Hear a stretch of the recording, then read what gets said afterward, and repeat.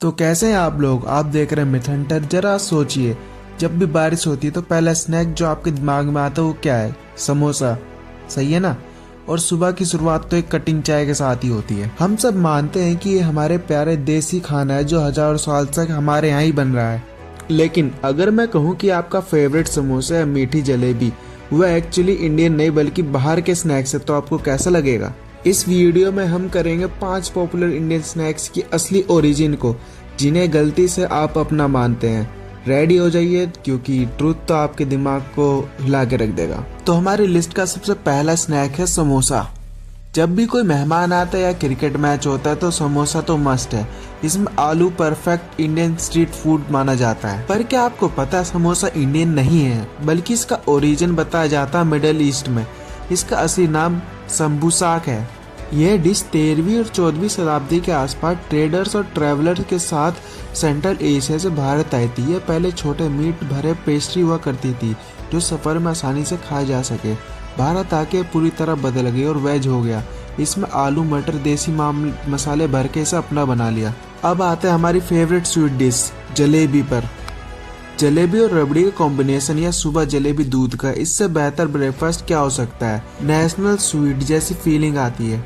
Interestingly jalebi भी Indian नहीं है बल्कि मिडिल ईस्ट या पर्सिया से आई है। इसका पर्सियन नाम जलाइबिया था।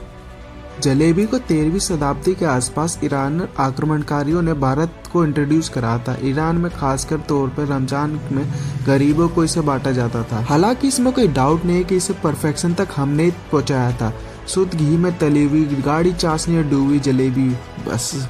ये डिश खासकर नॉर्थ इंडिया और पंजाबी घरों की जान होती है। संडे और लंच ये मेन कोर्स होता है। ये राजमा चावल। राजमा के बिना कोई भी दावत अधूरी है। हम सभी इसे अपना पारंपरिक दाल या सब्जी जैसा मानते हैं। पर शॉकिंगली राजमा का बीन यानी किडनी बीन एक्चुअली मैक्सिको का है। ये बीन पुर्तगाली द्वारा 16वीं शताब्दी में भारत लाया गया था। जब यहाँ आए तो इस सब्जी के रूप में इस्तेमाल किया गया। धीरे धीरे हमारे पहाड़ी क्षेत्र जैसे कश्मीर और हिमाचल में इसकी खेती शुरू हुई। हम सब ने अपने स्टाइल में से मसालेदार और गाढ़ी ग्रेवी बनाना शुरू कर दिया। तो टेक्निकली जब आप राजमा खाते तो आप एक इंटरनेशनल कुजीन खा रहे हैं, तो इस पर गर्व जरूर करिए। आप कॉफी पीते हैं या जूस, पर घर पे कोई भी आता है तो आप क्या पूछते हैं? चाय लेंगे? हमारी भी ये फीलिंग है। चाय की पत्ती और इसकी खेती की पहचान भले भारत से होते हैं, लेकिन इसका जो रोजमर्रा का ड्रिंक बनाने का श्रेय जाता है वो ब्रिटिशर्स को जाता है। 19वीं सेंचुरी के आसपास ईस्ट इंडिया कंपनी ने चाइना से मुकाबला करने के लिए असम में चाय का कमर्शियल प्रोडक्शन शुरू करा था।